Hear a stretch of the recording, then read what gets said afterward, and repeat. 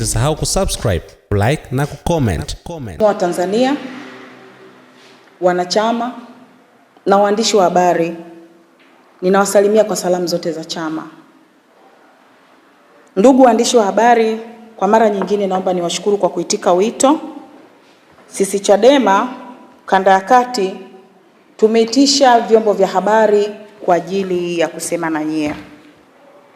Kama alivyoongea mtangulizi wangu, ni kwamba Chadema kanda ya kati inapenda kutoa msimamo wake kuhusu mwenendo wa kisiasa unaoendelea nchini na unaolenga kudhoofisha upinzani, kuvuruga umoja wa Chadema na kuwakatisha tamaa wa Tanzania wanaoendelea kupigania demokrasia, haki na utawala wa sheria. Ndugu wa Tanzania, pamekuwepo na mikakati mingi katika hili taifa. Hili swala linaloendelea ndani ya Chadema halitokani na wanachadema halisi. Limeasisiwa na watu ambao wana uchu wa madaraka. Lilianza kwenye taasisi za kidini. Mlimuona Father Kitime alivyokuwa anashambuliwa. Mliona Wakatoliki feki walivyojitokeza. Mliona pia walivyotumia propaganda ya rais kwa sababu ni Muislamu kwamba Wakristo wanampinga. Hiyo yote mikakati ilifeli. Wakaja na mkakati sasa huu wa kumchafua kiongozi mkubwa aliyoko nje wa Chama cha Demokrasia na Maendeleo. Ndugu wa Tanzania, katika kipindi hiki viongozi wa Chadema wameendelea kusimama kidete kutetea haki za wananchi na kusisitiza uwajibikaji kwa dola. Miongoni mwa viongozi hao waliosimama kidete, kwa sababu mwenyekiti wetu taifa yuko ndani, makamu mwenyekiti taifa amekuwa ni sehemu ya viongozi wa Chama cha Demokrasia na Maendeleo ambao wamesimama kidete kuhakikisha wanaongea hadharani kuwa maridhiano ya kweli hayawezi kujengwa kwa kuficha ukweli au kupuuza haki za waathirika, ukiukwaji wa haki za binadamu. Ndugu wa Tanzania, tumeamua leo kuongea na vyombo vya habari ili kuweka bayana. Hichi kinachoendelea ni mazinga ombwe tu. Ni mkakati ambao umefanywa na vikaragosi. Kuna chama kikaragosi kilichochongwa na serikali hii haramu kuwatumia ndugu zao wa zamani ili waweze kupotosha. Na kama alivyoongea Mheshimiwa Katibu Mkuu wa Chama Taifa kwamba lengo lao la hii mikakati ni kutugawanya na kututoa kwenye reli. Kama mnavyojua waheshimiwa wa Tanzania, chama chetu kina operesheni ya katiba mpya na Free Tundu Lissu. Mkakati wa katiba mpya haujawahi kuwa ni mrahisi. Kama mnakumbuka waandishi wa habari, katibu wetu mkuu alisema mwaka 2021 tulivyoanza operation ya katiba mpya, aliyekuwa mwenyekiti wetu taifa aliwekwa ndani. Kuna watu wengi walibambikiziwa kesi wakawekwa ndani kwamba ni wachochezi, na Mheshimiwa Freeman Mbowe akaitwa ni gaidi. Ni kwa sababu ya katiba mpya. Kwa hiyo swala hili la operesheni hii iliyofanyika miezi hii ambayo tunayo limeleta taharuki ndani ya utawala ulioko madarakani, kwa kuona Watanzania walivyoamua kushikamana na sisi katika kupigania katiba mpya. Wakaona waje sasa wakitume kikaragosi na watu wake waje waanze kututawanya. Kwa hiyo lengo la sisi kuongea na Watanzania ni kutaka kuwaweka sawa kwamba hii ni biashara as usual inaendelea, na ipuzieni Watanzania pamoja na wanachadema na wapenzi wa Chadema. Mheshimiwa Heche ameweka bayana msimamo huo wa chama kwamba serikali inapaswa kuwajibika kuhusu matukio ya mauaji na ukiukaji wa haki za binadamu, hasa mauaji yale yaliyotokea tarehe 29 mwezi wa 10 2025. Kwa mtazamo wa Chadema Kanda ya Kati, msimamo huu wa kutetea haki, demokrasia na uwajibikaji ndio umeibua juhudi za baadhi ya watu na makundi yenye maslahi ya kisiasa kujaribu kupunguza uhalali wa viongozi wa chama kwa kuwachafua kwa tuhuma mbalimbali na kuwagawa wanachama ili kudhoofisha nguvu ya Chadema. Watanzania wa leo sio wale Watanzania wa karne iliyopita au wa miongo iliyopita. Watanzania wa leo wanajua kuchambua. Kama nilivyosema awali, ipo miradi mingi ambayo imetaka kututenganisha kama Watanzania. Na sisi viongozi wa Kanda ya Kati Chadema tunasikitika kuona kuna maneno ambayo yanaongewa na watawala kwamba wanahitaji amani. Kuna maneno yanayoongelewa kwamba wanahitaji umoja wa kitaifa. Hatuwezi kuwa na umoja wa kitaifa uliojaa chuki na maumivu kwa watu wengine. Kwa hiyo hiki kinachoendelea dhidi ya Chadema kwa kuchafua viongozi wa Chadema, kwa kutugonganisha, bado ni wahakikishie wananchi muishio Kanda ya Kati kwamba ni zoezi ambalo haliendi kufanikiwa kwa sababu tumeshabaini mikakati. Ndugu waandishi wa habari, Chadema Kanda ya Kati ina taarifa na ushahidi wa awali unaojumuisha vielelezo vya picha, video na mawasiliano ambao ni sambamba na miamala iliyotumwa kutoka kwa hawa wanachama wa chama cha kikaragosi kwenda kwa wanachadema. Wako wanachadema wengi ambao wamepokea fedha na ushahidi huo tutauweka hadharani, lakini kwa sasa tumeweza kwenda kukabidhi vielelezo kwa mwanasheria mkuu wa chama ili waweze kupitia kwa ajili ya hatua nyingine za kisheria. Kwa maana hiyo, ushahidi tunao mezani wa mawasiliano kwa maana ya namba zinazotumika kuwapigia Watanzania, hususan viongozi wa majimbo ya ndani ya kanda hii, hasa mkoa wa Morogoro. Wengine wamepokea fedha na hawajaitika wito. Na kinachosikitisha, waandishi wa habari, hili naomba mliweke bayana, hawa watu hawaongelei kwao. Hawa watu wanatumiwa nauli, wanaenda kuwekwa kwenye store huko Dar es Salaam. Wote wanarekodiwa kwenye eneo moja. Kwa hiyo ushahidi huo tumeupata baada ya kuwa kuna ambao wengi tu waliogoma kuitika kwenda huko, lakini walipewa location kwamba ukifika Dar es Salaam utapokelewa na utapelekwa mahali fulani. Na ushahidi mwingine mmeuona kwenye vyombo vya habari, ambaye tumemsimamisha juzi, katibu wa chama mkoa wa Morogoro, alipoongelea ni sambamba na alipoongelea na mwenyekiti wa wilaya ya Kilindi. Kwa hiyo ni dhahiri kwamba huu ni mradi ambao mdhamini wake ni hao watawala haramu. Wanaamua kudhoofisha chama ambacho kinapigania haki za Watanzania, chama ambacho kimesimama na Watanzania kuhakikisha changamoto ambazo zinawaandama Watanzania zinatatuliwa, ikiwemo na uhuru wa kuchagua kiongozi wanayemtaka. Kwa bahati mbaya, Kanda ya Kati imeathirika na mwenendo huu. Kufikia sasa tuna viongozi wawili wa chama wamehusishwa na vitendo vinavyokiuka katiba.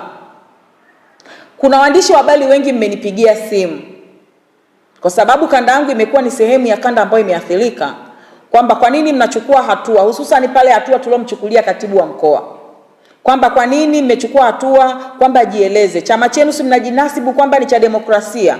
Ninawaambieni, niwaambie Watanzania, hakuna taasisi inayoendeshwa bila kuwa na katiba. Taasisi yoyote, hata vikundi vya vikoba vinayo katiba.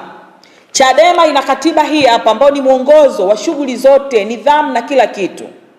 Chama chetu hakizuii mtu kutoa maoni. Naomba niwawekee bayana hii kitu. Chama chetu hakiwekei kinga kiongozi wa ngazi yoyote kwamba akikosea atetewe. Hapana. Hata sisi kanda ya kati tuko hapa si kwa sababu ya kutetea kile kinachoendelea, bali mimi kama mtendaji mkuu wa chama kanda ya kati ninakuja kuwaasa viongozi wenzangu, kama kuna jambo, niwakumbushe tu kwenye hii katiba, kwenye kipengele cha kanuni za maadili ya viongozi wa Chadema kinasema hivi, kuna kipengele kinasema hivi: kama kuna tuhuma zozote zilizopo kwa kiongozi,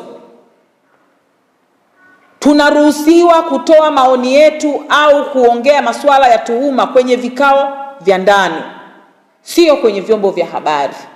Kwa hiyo kwa wale walioniuliza kwamba kwa nini mmempa barua ya kujieleza na kusimamishwa kwa kiongozi wa chama mkoa wa Morogoro, ni kwa sababu alikiuka katiba yetu. Katiba yetu inakataa kuongea masuala ambayo ni ya ndani ukayapeleka nje hadi uwe unaidhini kama inapaswa kuongea nje. Lakini shutuma imekatazwa kwenye katiba kwamba kama una shutuma dhidi ya kiongozi haupaswi kwenda kuisema nje, bali kwenye vikao, na chama ndio kitakachochukua hatua kuweza kutoa adhabu dhidi ya huyo mtu. Lakini katiba hii ya Chadema inakataa kukichafua chama au kushutumu chama, kukisema vibaya hadharani au kiongozi, kwa sababu haujafuata ngazi za kusema ndani ya vikao. Kwa kiongozi wa ngazi yoyote akifanya kosa, unachukua maelezo au maandishi, unaambatanisha na vielelezo vya ushahidi, unapeleka ngazi husika. Wanachama au viongozi au wajumbe wa hicho kikao watamjadili huyo mtu. Itakapolazimika ataitwa, atajitetea. Ikionekana ana hatia, basi vitu vitabainika hadharani. Lakini kiongozi kama kiongozi au mwanachama kama mwanachama, katiba yetu imekataa kutoa shutuma hadharani. Sasa huu ni mtego ambao unatengenezwa kuendelea kutugawanya, ionekane kuna viongozi wanaoonewa. Mkakati uliopo kwa wenzetu waliogawanyika wakaenda kujiunga na chama kingine cha siasa ni kuhakikisha kuona chama Chadema haiko stable. Kwa hiyo swala hili linaloendelea ndani ya chama, ndani ya mitandao ya kijamii, ni mpango mkakati wa kutugawanya. Kwa hiyo tunaomba tusanuke, wanachama, wapenzi wa chama na Watanzania mnaotuunga mkono. Tunaomba msitoke kwenye leri. Shutuma yoyote ambayo imedhihirika kuwa hatia huwa inawekwa hadharani, na kama kungekuwa kuna kitu kama hicho, katibu mkuu alivyoongea na vyombo vya habari angeweka hadharani, kwa sababu hakuna mkubwa kuliko chama. Chama chetu ni kikubwa kuliko mtu yoyote. Kama sheria inavyosema, kama katiba ya nchi inavyosema, hakuna aliyekuwa juu ya sheria. Hata sisi kwenye chama chetu hakuna mkubwa kuliko katiba yetu.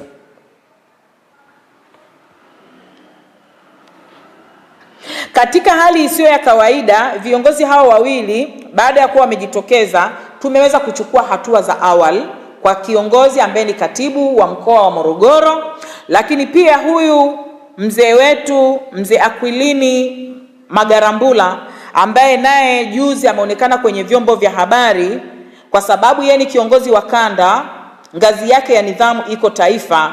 Mchakato wa kumchukulia hatua unaendelea. Hakuna mtu atakayevunja katiba tukakaa kimya. Hatutaruhusu watu wavunje katiba, na ndio maana tumekuja leo kuambia Watanzania, kama kuna dukuduku la aina yoyote dhidi ya viongozi wetu wa ngazi yoyote, tufate taratibu ambazo zimewekwa.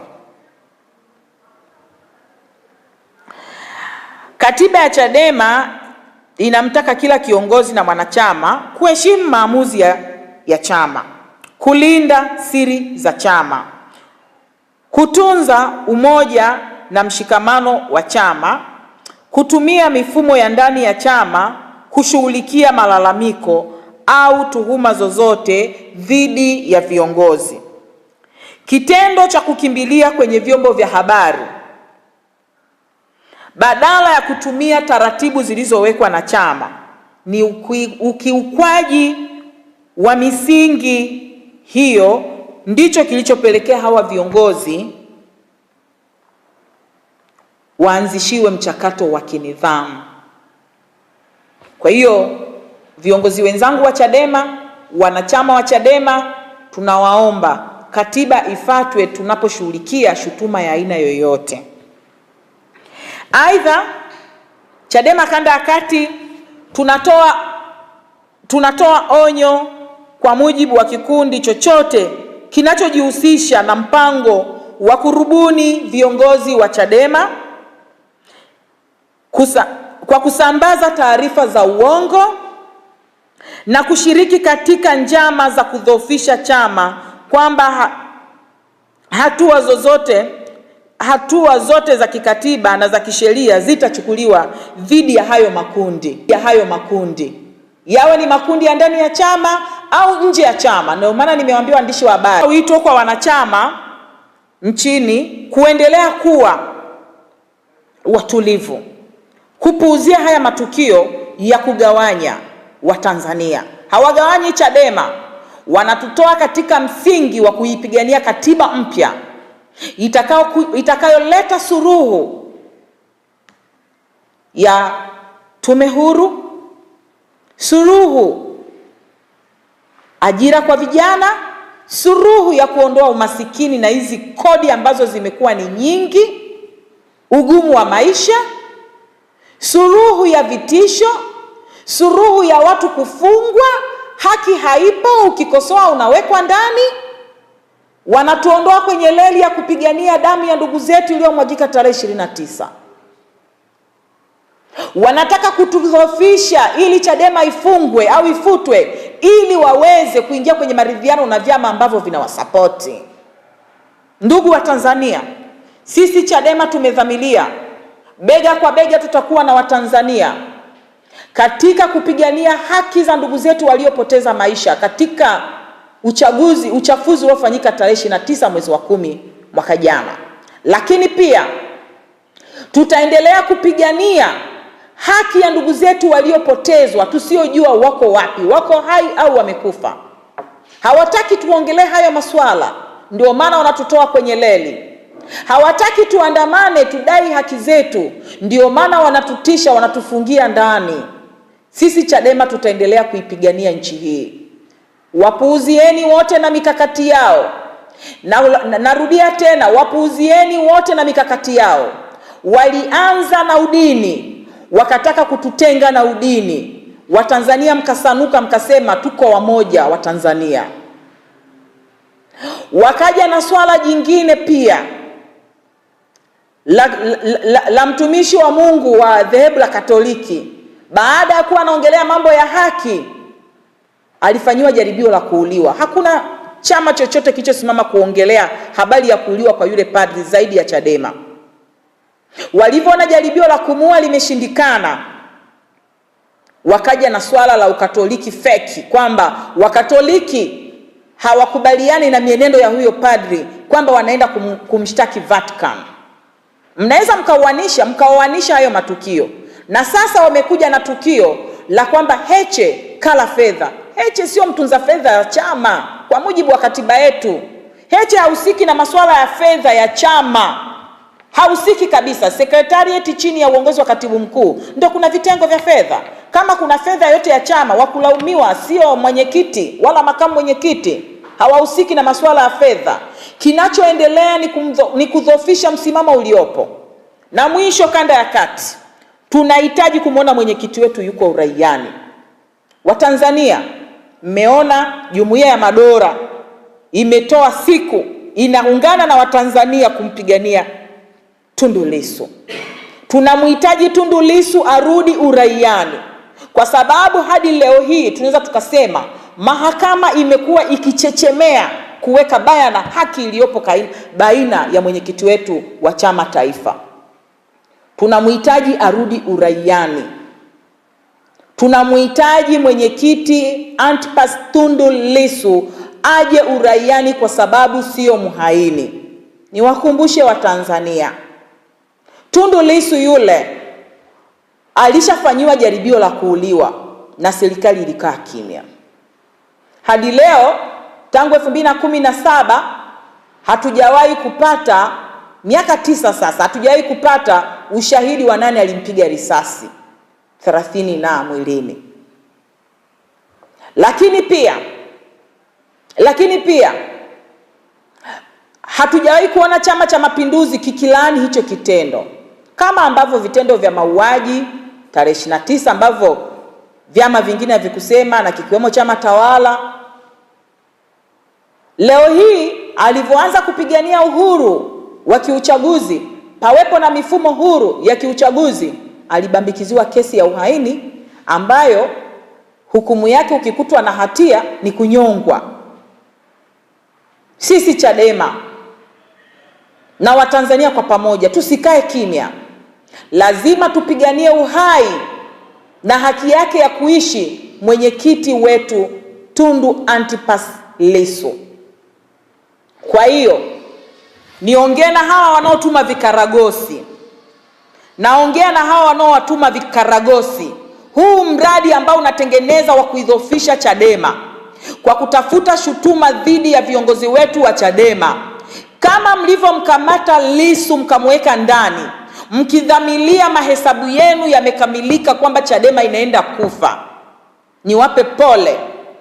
Hata mkimchafua Heche hatochafuka.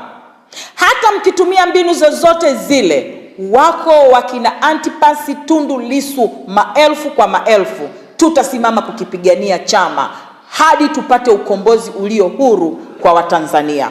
Mungu ibariki Tanzania, Mungu ibariki Chadema, Mungu wabariki viongozi wetu wa Chadema. Asante sana. Ili kwa wa kwanza kupata habari zetu, tafadhali usisahau kusubscribe, like na kucomment.